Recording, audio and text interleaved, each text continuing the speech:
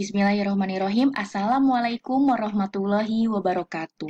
Selamat pagi semuanya. Salam sejahtera bagi kita semua. Sebelum kita memulai pelajaran pada hari ini, ada baiknya kita berdoa terlebih dahulu supaya pembelajaran kita hari ini dapat diridhoi oleh Allah Subhanahu wa taala. Berdoa dimulai. Selesai. Ya, anak-anak, apa kabarnya hari ini? Semoga kalian semua selalu sehat dan bahagia di sana. Memasuki pertemuan kita yang kedua, kita masuk ke dalam materi mengenai ruang lingkup dan regulasi keprotokolan. Yuk, next. Ya, apa yang dimaksud dengan keprotokolan? Adakah kalian dapat melihat dua foto yang ada di sini? Nah, yang pertama, foto ini menunjukkan seorang presiden bersama pejabat, nih pejabat negara lain atau mungkin ini adalah salah satu pemimpin negara juga hadir masuk ke dalam satu istana yang dimana di dalamnya ada seorang tentara-tentara yang rapi berjejer di sana. Nah, itu merupakan salah satu contoh keprotokolan. Di sini di yang kedua juga ada seorang pejabat berdiri nih.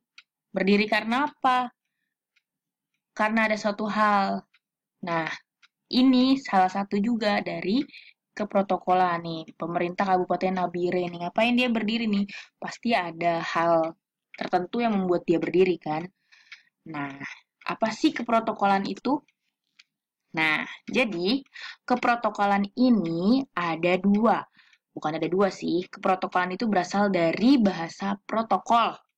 Protokol ini adalah kumpulan atau keseluruhan naskah yang isinya terdiri atas catatan mengenai persetujuan, perjanjian yang meliputi lingkup nasional maupun internasional. Nah, di sini kita bisa lihat bahwa protokol ini adalah naskahnya. Sedangkan keprotokolan nih, dari sini kalian bisa baca norma atau aturan kebiasaan yang dianut atau diyakini dalam kehidupan bernegara, jabatan kepala negara atau jabatan menteri yang ada di dalam seluruh kegiatan antar bangsa. Nah, jadi kalau keprotokolan itu adalah normanya, aturannya seperti apa. Jadi misalnya yang seperti tadi di foto sebelumnya, aturannya jika ada pemimpin negara lewat, semuanya bersiap, senjatanya diangkat ke atas misalnya. Itu salah satu aturan kebiasaannya dari seorang tentara misalnya. Nah, terus di foto yang kedua ada pejabat berdiri. Mungkin dia berdiri karena sedang menyanyikan lagu kebangsaan Indonesia Raya misalnya. Kan aturan kebiasaannya tuh kalau kita menyanyikan lagu kebangsaan kan pasti kita berdiri. Terus berdiri kita hormat atau dengan cara-cara yang lain menurut kebiasaan sebuah negara. Nah, itu adalah keprotokolannya. Tapi kalau protokolnya itu adalah susunannya. Susunan yang ada di sebuah naskahnya. Nah, itulah perbedaan antara protokol dengan keprotokolan. Lanjut ya. Kita masuk ke asas keprotokolan. Di sini ada 5 asas keprotokolan. Yang pertama, asas kebangsaan. Jadi, keprotokolan itu harus menggambarkan sifat dan ciri serta watak bangsa Indonesia yang beraneka ragam, atau nama lainnya pluralistik. Nah, dengan tetap mempertahankan prinsip-prinsip yang ada di Indonesia tentunya. Nah, jadi kalau misalnya orang Indonesia ketika bertemu orang lain harus tersenyum. Nah, itu memang sudah menjadi prinsip-prinsipnya, sudah jadi trademarknya. Oh, orang Indonesia itu murah senyum. Seperti itu. Nah, yang kedua, ada asas ketertiban dan kepastian hukum. Nah, di sini keprotokolan itu harus dapat memberikan keadaan yang tertib dalam kehidupan masyarakat melalui kepastian hukum. Jadi, jika ada suatu acara, ada acara kenegaraan, itu berlangsungnya tertib. Nah, jika misalnya ada satu yang tidak tertib, langsung di benahi oleh hukum. Hukumnya lewat apa? Misalnya ditegur dulu oleh Pak Polisi, misalnya. Nah, selanjutnya ada asas keserasian, kesesuaian, dan keselarasan. Di sini intinya adalah keseimbangan antara orang-orang yang ada di dalamnya dengan acara tersebut, supaya maksud dan tujuan dari acara tersebut dapat tersampaikan. Seperti itu. Nah, selanjutnya ada asas timbal balik. Jadi keprotokolan itu harus ada balas jasanya. Misalnya di Indonesia menyambut Perdana Menteri dari Australia. Di Indonesia disambut, itu bagus. Nah, ketika Indonesia nanti berkunjung ke Australia, nah orang Australia juga melakukan hal yang sama kepada kita, pada pejabat-pejabat tentunya ya. Nah, kurang lebihnya seperti itu. Nah, kalau asas keagamaan, setiap acara keprotokolan di suatu negara pasti nanti akan ada perbedaan sedikit, misalnya agama gitu. Saat kita berdoa, misalnya di Indonesia kebanyakan Muslim misalnya, berdoanya pakai ini bahasa Arab misalnya.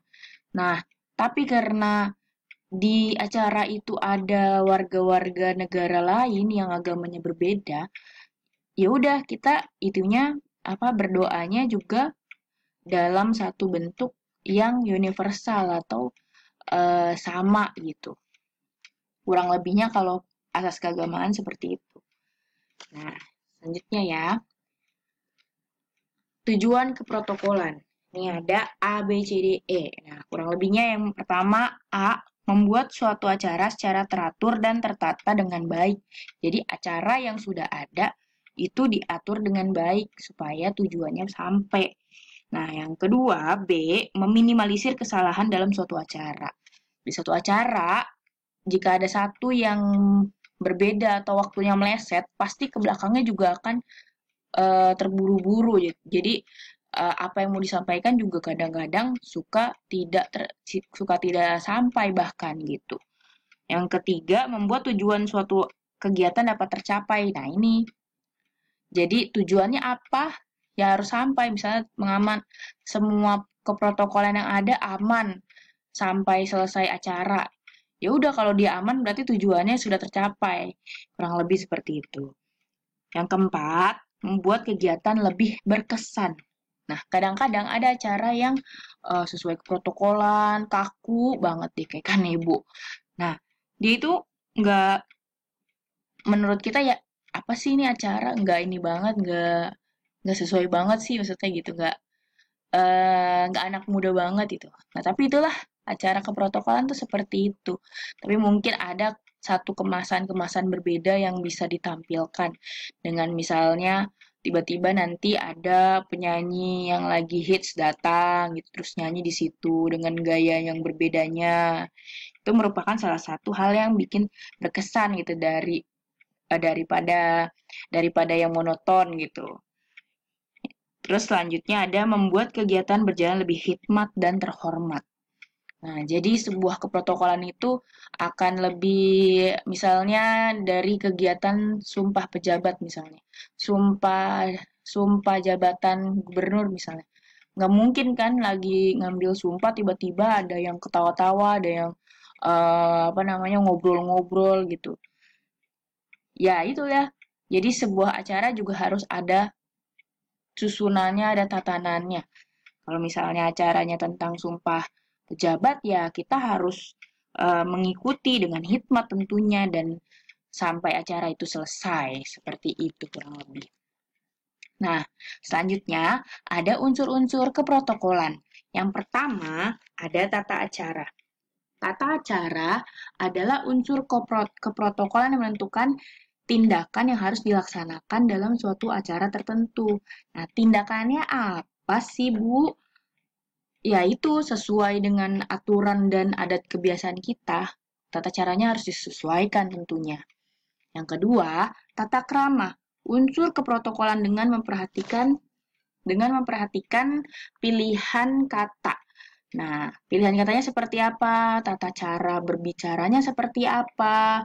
Nah, itu dilihat dari tata kramanya, harus sopan, santun, seperti itu. Selanjutnya, ada aturan adat kebiasaan. Nah, aturan adat kebiasaan ini harus dilakukan secara universal. Jadi, setiap negara itu pasti punya perbedaan. Nah, gimana caranya kita harus mengikuti yang universalnya saja, misalnya seperti itu. Lalu ada tata penghormatan. Tata penghormatan ini maksudnya adalah tata cara kesopanan menyambut orang lain itu seperti apa. Dipelajari terlebih dahulu, kita lihat seperti apa gitu. Agar kita selanjutnya juga bisa tadi yang balik lagi ke asas timbal balik diperlakukan sama seperti itu. Nah, ini dia ada fungsi protokol. Fungsi protokol itu ada beberapa. Yang pertama ada fungsi perencanaan. Nah, di sini fungsi perencanaan itu mengatur mengenai tujuan suatu acara yang dilaksanakan. Bisa dari waktunya, tempatnya, atau situasinya. Selanjutnya, ada fungsi pengorganisasian. Fungsi pengorganisasian ini mengatur secara rinci anggota-anggota kepanitiaan. Jadi lihat dia, ada rinciannya organisasinya itu seperti apa. Ketuanya siapa, wakilnya siapa, seperti itu. Lalu ada fungsi penggerakan. Nah, di fungsi penggerakan ini memiliki tugas sebagai pengawas dan pendorong anggota-anggota yang terlibat dalam suatu acara. Nah, itu adalah fungsi penggerak. Selanjutnya, ada fungsi pengawasan. Nah, fungsi ini adalah sebagai alat untuk memberikan pengamanan. Jadi, semuanya merasa aman di fungsi pengawasan. Selanjutnya, ada fungsi pengordinasian. Nah, di fungsi ini tujuannya adalah untuk membentuk suatu sikap kekompakan kerja supaya semua timnya itu kompak. Nah, ini ada di fungsi organisasi. Selanjutnya, fungsi pengambilan keputusan. Nah, tujuannya apa? Tujuannya itu berkaitan lah dengan hasil perencanaannya supaya semuanya bisa sesuai dengan tujuan awalnya. Nah, itulah fungsi dari protokol. Nah, di sini ada Undang-Undang Nomor 9 Tahun 2010 tentang keprotokolan. Nah, di Undang-Undang Nomor 9 Tahun 2010 ini punya poin-poin penting. Poin-poin pentingnya itu ada maksud dari keprotokolan itu apa, acara kenegaraannya diatur seperti apa, acara resmi seperti apa, tata tempatnya, tata upacara, tata penghormatan, pejabat negaranya yang datang tuh siapa aja, pejabat pemerintahnya siapa, tamu negaranya itu apa, terus tokoh masyarakatnya siapa, dewan perwakilan rakyat daerahnya yang datang itu siapa, dan lain-lain. Itu semua ada di Undang-Undang Nomor 9 Tahun 2010 tentang keprotokolan. Ingat-ingat ya, Nak. Jangan lupa dicatat, dirangkum apa yang semua saya sudah jelaskan. Nah, selanjutnya ada aspek-aspek keprotokolan. Regulation yaitu menguasai berbagai keprotokolan. Nah, selanjutnya ada presence. Presence itu yaitu memberikan kelayakan kepada orang mengenai pengaturan tata tempat, misalnya atau tata ruang. Ini presence. Lalu appearance. Appearance itu penampilan seorang yang bernuansa keprotokolan. Nah, koordinasi. Koordinasi itu hubungan kerjasama, jadi semuanya teratur. Lalu ada etiket. Etiket itu tata sopan santun. bahasa, language. Language-nya itu bahasanya itu menggunakan bahasa yang baik dan benar. Lalu ada security. Security itu pengamanan. Lalu selanjutnya itu ada leadership, yaitu seorang protokol harus mencerminkan seorang pemimpin. Jadi kalau tegas, ya udah berarti pemimpinnya tegas tuh. Nah, selanjutnya, next, ada aktivitas lingkup protokol. Nah, aktivitas lingkup protokol ini dibagi menjadi beberapa. Ada tata ruang. Tata ruang itu yaitu pengaturan ruang tempat-tempat yang digunakan sebagai tempat aktivitas. Nah, ruang ini dipersiapkan. Ada jenis aktivitasnya, ada perangkat keras, ada perangkat lunak. Kalau perangkat keras berarti sound systemnya, alat-alatnya deh pokoknya. Tapi kalau perangkat lunaknya itu berarti personil yang ada di dalamnya, orang-orangnya. Misal, penerima tamu, atau pemandu acara, atau petugas keamanannya. Nah, itu masuk ke tata ruang. Selanjutnya ada tata upacara. Apa itu tata upacara? Adalah tata urutan kegiatan bagaimana acara disusun. Mulai dari jenis kegiatannya, bahasa pengantarnya seperti apa, materinya seperti apa. Nah, itu adalah tata upacara. Selanjutnya, ada tata tempat. Tata tempat ini atau nama lainnya presence itu maksudnya adalah urutan. Urutannya seperti apa? Contoh, kalau misalnya tata tempat orang-orang itu ada yang bangkunya VIP, very important person, atau ada VVIP, very very important person. Nah, atau yang biasa saja. Nah, itu ada urutannya tuh. Lalu ada aturan dasarnya, bagaimana dia masuk, aturan umumnya tuh seperti apa, aturan tempat duduknya tuh seperti apa, yang di tengah-tengah itu siapa, yang di pinggir itu siapa. Itu sudah ada eh, alurnya atau peraturannya di tata tempat. Selanjutnya ada tata busana. Tata busana ya pasti jelas ya, pakaian. Pakaiannya itu yang dipakai seperti apa. Nah, yang terakhir adalah tata warkat. Tata warkat itu berarti persuratan. Dari mulai undangannya, daftar nama tamunya siapa saja, terus bentuk undangannya seperti apa, terus nama-namanya siapa saja, semuanya sudah tercantum di situ. Nah, jadi untuk hari ini seperti itu saja yang kita pelajari mengenai ruang lingkup keprotokolan, mulai dari pengertiannya sampai dengan tadi itu terakhir apa anak-anak? Terakhir itu tentang tata-tata tata-tata lagi. Tentang apa nih aktivitasnya, dimulai dari tata ruangnya sampai tata warkatnya. Itu yang kita pelajari hari ini. Jadi kurang lebihnya itu saja yang dapat saya sampaikan. Kalau ada pertanyaan nih, any question, jika ada pertanyaan, you can find me at Instagram saya di @adekomaria atau YouTube channel saya nih tempat saya menaruh video pembelajaran ini di Adekomaria. Kalian komen, kemudian boleh kalian subscribe juga di IG juga kalian bisa tanya.